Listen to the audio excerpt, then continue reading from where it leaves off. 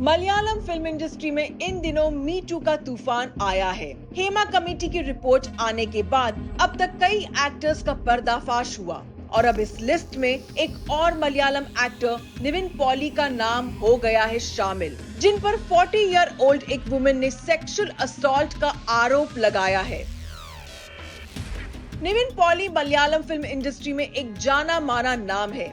उन्होंने कई hit films दी है, पर अब वो मी टू के लपेटे में आ गए हैं। रिपोर्ट्स के मुताबिक उन्होंने फिल्म में काम देने के नाम पर एक वुमन को अलेजिडली सेक्सुअली हरास किया, जिसकी कंप्लेंट के बाद ट्यूसडे को मलयालम एक्टर को रेप के आरोप में गिरफ्तार किया गया।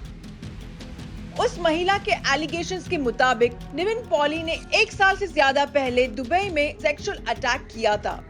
हालांकि निविन पॉली ने अपने ऊपर लगे इन आरोपों को गलत बताया है और ये भी कहा कि खुद को बेगुनाह साबित करने के लिए वो किसी भी एक्सटेंट तक जाएंगे। उनक्कल पुलिस स्टेशन के एक ऑफिसर के अनुसार एफआईआर में 6 लोगों का नाम है, जिसमें एक महिला भी शामिल है। ये एफआईआर आईपीसी के सेक्शन 376 के तहत दर्ज की गई है और निविन पॉली इस केस में छठे आरोपी है।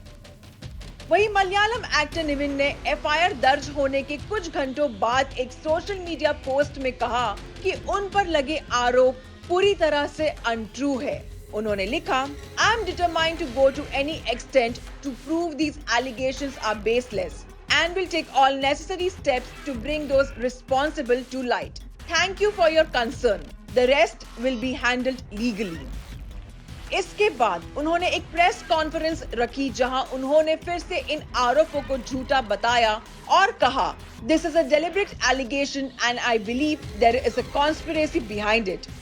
उन्होंने ये भी कहा कि वो कंप्लेनेंट को नहीं जानते, ना कभी उन्हें देखा है और ना कभी उनसे बात की है। यही नहीं, निविन पॉली ने क्लेम किया कि लगभग 1.5 महीने पहले उन्हें ओनुकल पुलिस स्टेशन के एक ऑफिसर का फोन कॉल आया था, जिसमें कहा गया था कि उनके खिलाफ एक महिला ने सेक्सुअल असॉल्ट की शिकायत दर्ज कराई है। He said, when I denied knowledge about the allegations, the officers said they were convinced that the complaint was false and they were going to close it.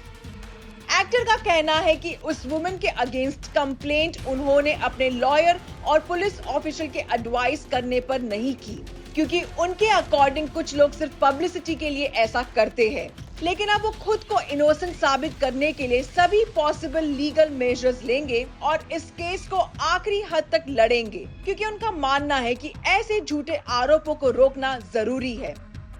Actor ने ये भी कहा कि वो कंप्लेनेंट के खिलाफ डेफेमेशन का केस दर्ज करेंगे और उसकी तैयारी हो रही है।